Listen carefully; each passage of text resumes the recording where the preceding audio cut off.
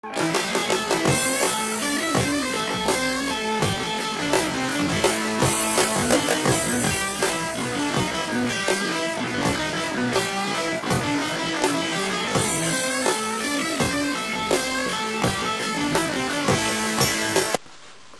guys, today we're going to be taking a look at the Sega Dreamcast Controller. This is the standard gamepad for use with the Sega Dreamcast. The model I own is a greyish white, though it was released in a few other colours. Needless to say, functionally they're all identical and have the same button layout. Let's start off by taking a look at this controller. As you can see, you have your 4 action buttons, A, B, X and Y, and they're fairly standard and they work fairly well. On the back you have 2 analog triggers, and that means that they can be pressed partially down or all the way, and these work particularly well with driving games because they allow you to control the throttle or brakes accurately. Near the bottom of the controller there's a start button, and then you have your standard 4-way D-pad. To me the D-pad seems responsive enough, though I tend to use the analog stick more regularly. Moving on to the analog stick itself, I would say it's definitely not the best stick ever seen. Though there's a bit of texture in, the plastic used is rather slippery, and it always feels like your thumb's about to slide off. So it's not ideal.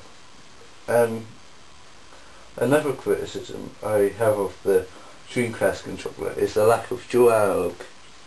Its main competitors, the Xbox, PlayStation 2 and Nintendo GameCube, all had controllers with 2 analog sticks, but the Dreamcast pad only has 1. This isn't too big a deal when you're playing 2D games, but if you're playing 3D games, it makes it more difficult to control the camera. I believe in Sonic Adventure 2, a 3D platformer, the left and right triggers are used to rotate the camera, so there were ways around it, but obviously it's not ideal. And dominating the centre of the controller is the window displaying the visual memory, known as the visual memory unit in the USA, and I'll come back to this rather innovative device later in the review. Something you may have noticed is that the cord comes out of the bottom of the controller, not like most gamepads, because they have the cord coming out of the top. It doesn't really bother me, but if this kind of thing concerns you, there is the option to hook the wire up at the back of the controller so it comes out of the top. The cord length is good, so you won't need to sit right on top of your Dreamcast to play games. One crucial factor in the usefulness of a controller is how comfortable it is.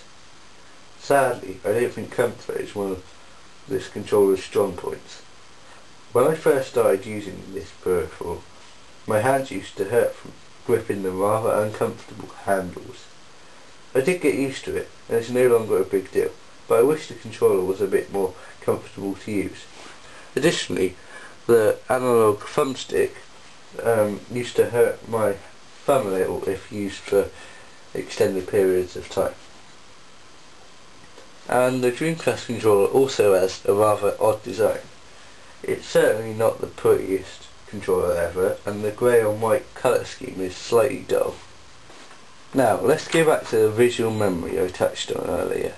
The VM functions primarily as a memory card, but you'll probably notice it also has an LCD screen. This displays an image during gameplay, which may change depending on the situation. Additionally, the VM can be used to play games on its black and white screen, though this function was only utilised to a limited extent, and I've never actually played a game using this device. Now I'm going to do a quick demonstration of the VM's capabilities. Firstly, you slot the visual memory face down into one of the slots in the Dreamcast controller, which can also be used for the jump pack.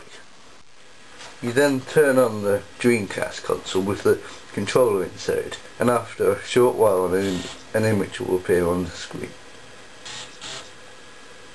As you may be able to see, I've got Sonic Adventure 2 in the console. Obviously, the image will change depending on the game. So there you have it, a typical example of the VM's functions. As you may well have noticed, the Dreamcast controller bears a striking resemblance to the Xbox 360 controller. They both have the same button layout, and they both have analog triggers at the back. And the D-pad is also in the same position.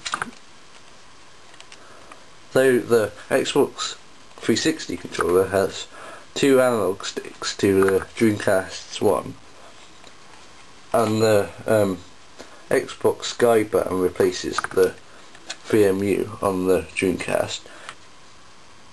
It's clear that Microsoft may have taken more than a little inspiration from the Dreamcast controller. Personally, I prefer the Xbox 360 controller. It's more comfortable and also much more compact. Overall, I give the Dreamcast controller 6 out of 10.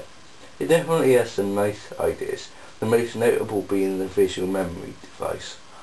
But similar to the Dreamcast itself, there were problems with the execution of the concept. In my opinion, the controller is rather uncomfortable to hold, and the thumbstick is too slippery. The lack of dual analog is also a drawback, though the triggers are useful for shooters and driving games. In conclusion, the Dreamcast controller is functional and is by no means the worst gamepad I've ever used, but it's also not one of my favourites. And as always, feel free to tell me your opinion of this controller in the comments section. Do you think it was a big mistake to use only one analog stick, or do you think it's a great controller for 2D games? Okay guys, thanks for watching. I hope you enjoyed this hardware review, and I'll put up another video soon. Bye.